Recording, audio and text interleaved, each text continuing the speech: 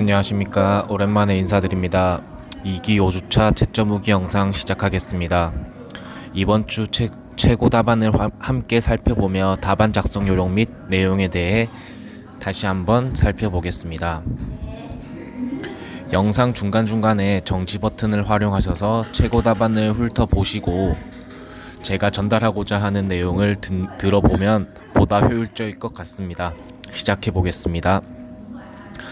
쟁점의 정리는 잘 적어주셨습니다. 제가 생각하는 잘 쓴 쟁점의 정리는 본인이 사안을 해결하는 순서, 즉 법리를 보여주는 것이라고 생각합니다.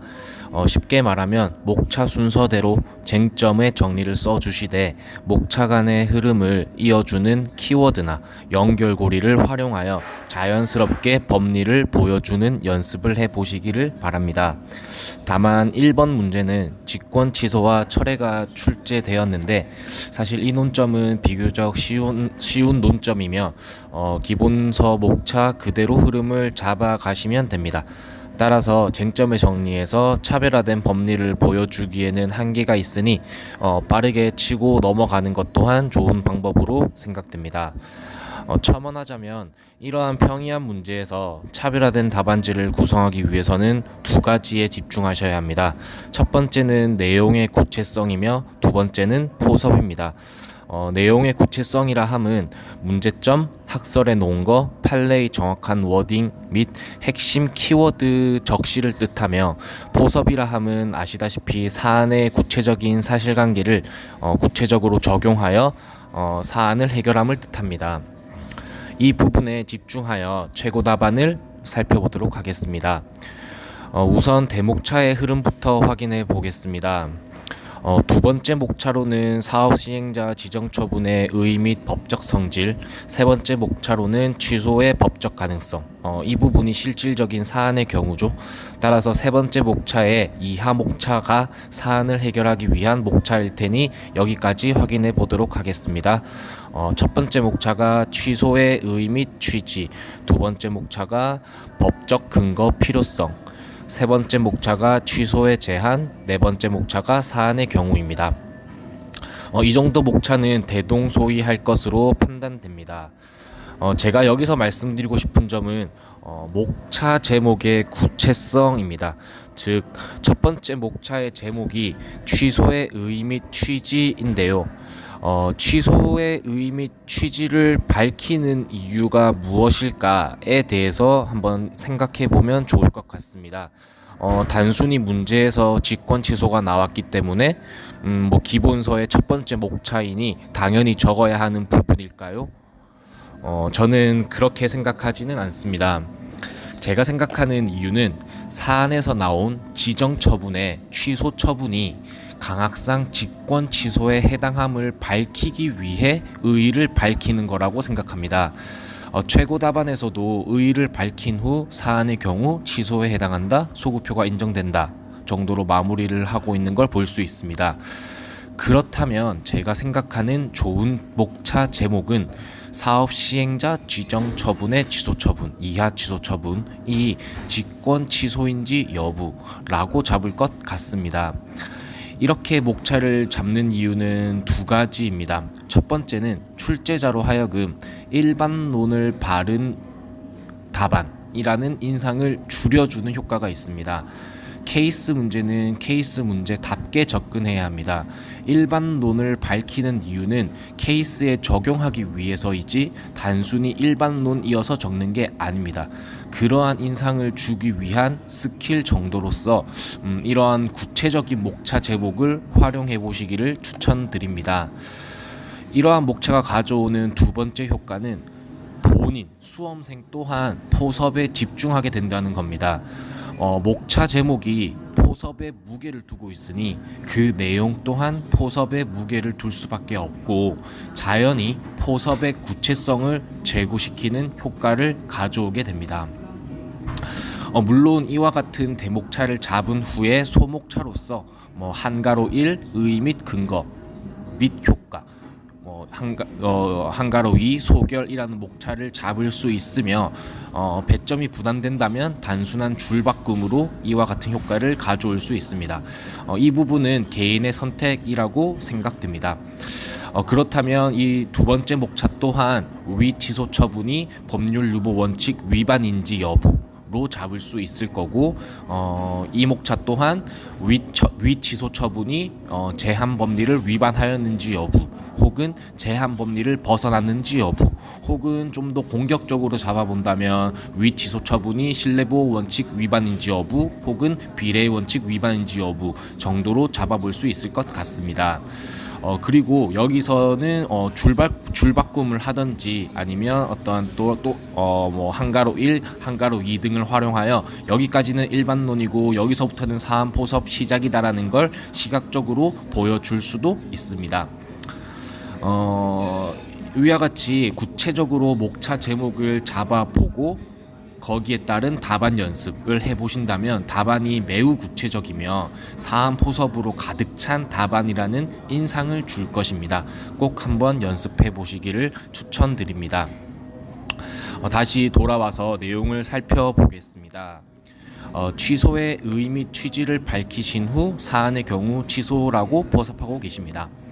이번 문제는 소물음 1번에서는 직권 취소, 소물음 2번에서는 철회가 나왔으니 조금 변론으로 하더라도 일반적인 행정행위의 폐지의 문제의 경우에는, 즉 처분청이 어떠한 사유로 행정행위의 소력을 소멸시키는 행위가 나온다면 반드시 취소와 철회 중 어느 것에 해당하는지를 매우 구체적으로 밝혀주셔야 합니다. 그 이유는 그 효력이 상이하기 때문입니다. 아시다시피 전자는 소급표, 후자는 장래요이죠. 따라서 해당 취소 처분이 강학상 직권 취소냐 철회냐는 매우 중요한 쟁점입니다. 과거 행정고시 기출문제 중 행정청의 취소 행위가 직권 취소인지 강학상 철회인지에 대해 거물급 행정법 교수님들 사이에서도 의견이 갈렸던 문제가 있었고 수험생 사이에서도 엄청난 이슈였던 사례가 있습니다. 반대로 말하자면 실제로 양자를 무 자르듯이 구별하기는 쉽지 않으며, 따라서 구체적인 포섭을 놓은 거로서 정확히 밝혀줘야 한다는 겁니다. 그렇다면 필요한 목차는 바로 양자의 구별 기준일 텐데요. 그 목차가 빠진 것이 조금 아쉽습니다. 물론 이번 문제의 특수성에 기인한 것으로 보여지나 습관적으로 구별 기준을 적어주어 그것을 기반으로 직권 취소인지 철회인지를 포섭하는 연습을 해보시기를 추천드립니다. 법적 근거 필요성은 매우 잘 적어주셨습니다. 핵심 키워드가 바로 이 침익성입니다. 법률 유보 원칙의 적용 범위에 대해서는 여러 가지 학설이 있습니다. 그 다수설이 침해 유보설이며 이러한 다수설을 전제로 논의하고 있다는 뉘앙스를 이 세 글자가 대변하고 있는 겁니다. 따라서 침익성이라는 핵심 키워드를 적시해 준 부분이 매우 훌륭합니다. 또한 학설 판례 검토 또한 구체적인 키워드를 활용하여 잘 적어주셨습니다. 사안의 경우를 살펴보면 법상 규정된 제주특별자치도지사 허가 절차를 거치지 않음에 위법이 있어 가능하다라고 적어주셨는데요. 여기서 제가 조금 지적하고 싶은 점은 과연 위법이어야 직권 취소가 가능하냐는 겁니다. 제가 굳이 이 부분을 지적하는 이유는 제가 채점한 여러 답안에서 위취소 처분의 절차상 하자 여부 및 독자적 위법성, 절차 하자의 독자적 위법성까지 다룬 답안이 다수 있었기 때문입니다. 직권 취소의 정의를 살펴보면 단순히 성립상의 하자를 이유로 해당 행정행위의 효력을 소멸시키는 겁니다. 다시 말하면 위법해야 그 효력을 소멸시킬 수 있는 것이 아닙니다. 사실 이걸 생각해보면 어불성설인 것이 위법 여부를 판단하는 건 법원이며 그럼 소송까지 갔다라는 말인데, 소송 과정에서 피고인 즉 행정청은 적법함을 주장하는 상황일 겁니다. 그러니 소송까지 갔을 테니까요. 그러나 직권 취소는 행정청이 직접 본인이 하자를 인정하고 그 효력을 직접 배제하는 것입니다. 즉 쟁송 취소가 아닌 직권 취소입니다. 위법이라는 표현까지 나올 필요가 없다고 생각합니다. 즉 단순히 하자 여부만 판단하면 되지 그 이상 절차자의 독자적 위법성까지 적으실 필요는 없습니다. 더불어 이 답안에서도 위법이라는 워딩보다는 절차상 하자가 있다 정도로만 마무리하시는 게 좋아 보입니다. 이제 제한 법리 부분인데요. 제 생각에 직권 취소나 강학상 철회가 문제로 나오면 이 부분이 남들과 다른 차별화된 답안지를 구성할 수 있는 유일한 부분이라고 생각합니다. 합격권의 답안지 기준으로 보면 이 위까지 서술한 부분은 대동소이할 것이라고 생각하기 때문입니다. 따라서 문제 분석 시 이 제한 법리 위반 여부 이 부분에서 활용할 사실관계를 유심히 찾을 필요가 있습니다. 문제를 살펴보시면 사업 시행자로 지정된 갑은 사전에 도지사의 허가를 얻었어야 했으나 그 허가를 얻지 못한 상태였습니다. 따라서 이 부분을 긁어주는 게 핵심 포인트라고 생각합니다. 제한 법리는 말 그대로 이익 형량입니다. 공익과 사익 그러니까 여기서는 법률 적합성 원칙과 법적 안정성 혹은 사인의 신뢰 이익 보호의 대별 구도입니다. 보호되어야 할 신뢰 이익은 당사자의 기책 사유가 없어야 합니다. 쉽게 말해서 당사자가 잘못한 게 1도 없어야 한다는 겁니다. 그래야 보호가치 있는 신뢰이기 때문이죠.